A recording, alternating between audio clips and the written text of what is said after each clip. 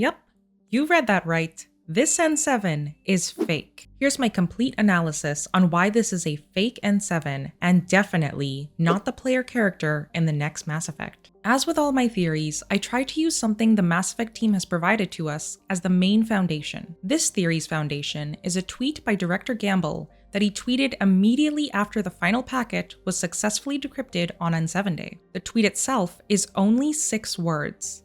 Not everything is what it seems. What did he mean by this? If Gamble tweeted this regarding the N7 Day reveal of the new character we've been introduced to, what did that reveal seem like? To me, the entire teaser seems to imply that this character is an N7 infiltrator of some sort. So naturally, after seeing this tweet following the chaos of N7 Day, I thought to myself, what's the opposite of an N7? A person impersonating an N7. A fake N7. Not player vibes, bad guy vibes. After coming to this conclusion, I sat down the day after N7 Day and really examined what actually happened during the teaser. And that's when I realized that it wasn't really the teaser that gave us the biggest clues, but rather the individual packets we had intercepted. Since it all happened incredibly quickly, and most of the time I was freaking out that the N7 they were slowly revealing was Shepard, it wasn't until the next day that I really thought about what the Mass Effect team had shown us. While each packet was being intercepted, we were clearly breaking into some type of system. In the last packet, we realized that we were breaking into the Systems Alliance. The Systems Alliance that Admiral Hackett helms on the military side of things, and the same Systems Alliance that are generally known to be the good guys. Keeping this in mind, with each new packet, we were also slowly being shown more of the N7 figure. And in the last packet that revealed the N7's helmeted face, there was a clear message in the packet that screams fake N7. Warning, security breach detected, contact Systems Alliance. So what did we really see in the teaser? If we were receiving packets that intended to breach the Systems Alliance security, while slowly being shown images of an N7 operative, my interpretation is this. I think what we were shown is a person who impersonated an N7 to infiltrate the Systems Alliance. N7 operatives are the best of the best in the Systems Alliance, hand-picked soldiers that put the mission above all else. If we were shown an N7 operative while also seeing words like warning and breach,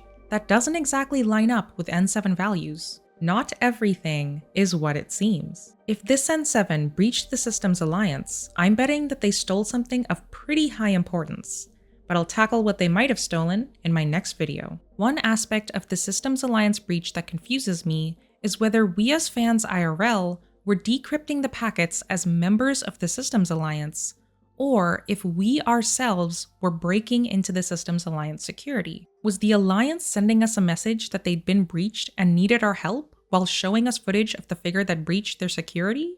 Or did we ourselves literally break in? That's up for interpretation by everybody individually, but for now, I'll provide some more details on why this N7 is probably fake and definitely not the player. I've seen quite a few Mass Effect fans interpreting this N7 as the good guy, which I think is because this figure is wearing N7 armor, and we've been very accustomed to seeing the good guys wear the N7, not the bad guys. Also, the fact that the person is hiding their face doesn't necessarily mean that the Mass Effect team didn't want to lock in the new main character's face. I personally think that it's a simple case of us not being allowed to know the identity of this character yet, but that's also a theory I'll address in my next video. So if this N7 is fake and not the player, then who are they? I think that this person is the main villain in the next Mass Effect. Here's why. The first villain trait I picked up on is the overall class vibe this figure gives off. As I went over in my last video, this figure's helmet and gun of choice lends itself to the Infiltrator class. Since I doubt the Mass Effect team would lock us into a class choice, especially after the fans' enjoyment of the Fluid class system in Mass Effect Andromeda, this gives me the impression that this is not the player, but rather a figure that the Mass Effect team would definitively know the vibe and class of. Someone like the villain, perhaps. Also, I've seen multiple fans say that this character gives off Renegade vibes. John Ebinger, former senior cinematic designer for Mass Effect, revealed that an overwhelming majority of fans chose Paragon options in their playthroughs. I doubt the Mass Effect team would see those types of numbers and proceed to lock us into a Renegade-style main character. The main reason that solidifies this as the bad guy for me, though, is the one unforgettable part of this character's design: the luxurious,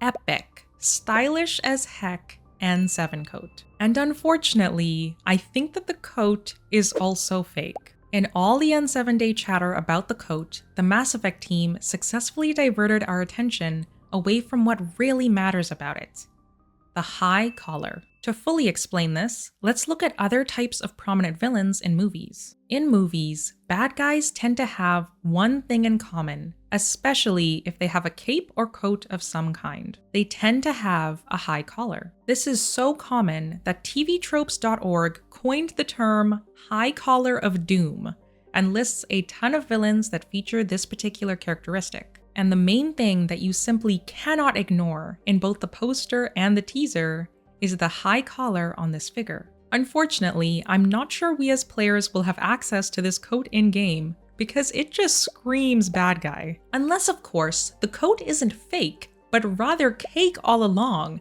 and we've all been duped. Another way to definitively decide if someone is a good guy versus a bad guy is one of the simplest but most effective ways to convey a character's intention: choice of music. And the particular combination of Eden Prime, PB's entrance music, and Aerolac Company, at least to me, screams bad guy.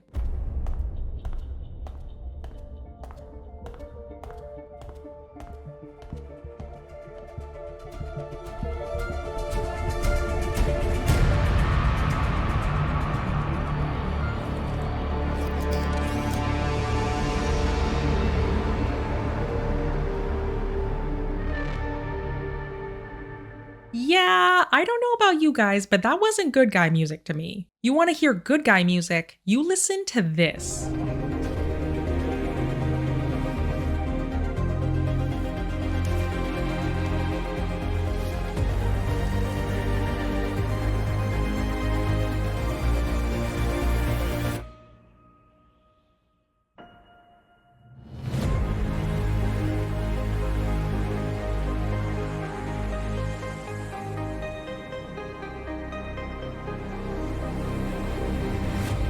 Yup.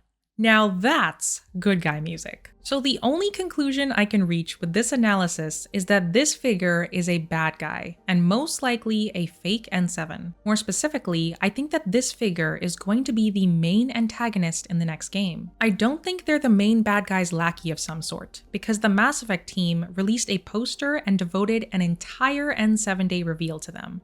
So they're probably a big deal. But as with all of my theory videos, keep in mind that nothing is confirmed yet, so take this analysis with a ship full of salt. So if this N7 is fake, then the natural next questions are: who are they, and why are they trying to breach the Systems Alliance? Those are 2 questions that'll be answered in my next video, so make sure to subscribe if you want to catch that one. Who will potentially face off against this bad guy in the next Mass Effect? The Mass Effect team has already told us that particular answer with the teaser trailer back in 2020. It's going to be Shepard. Shepard will be the main character in the next Mass Effect. This is the hill I'm willing to die on because I'm pretty sure it's going to happen. I'm not saying this because I think it's a possibility. I genuinely 100% believe that Shepard is going to return and be the main character in the next Mass Effect. If you're curious as to why I'm so sure about that, and if you love crazy theories about the next Mass Effect, then check out this video right over here. See you there.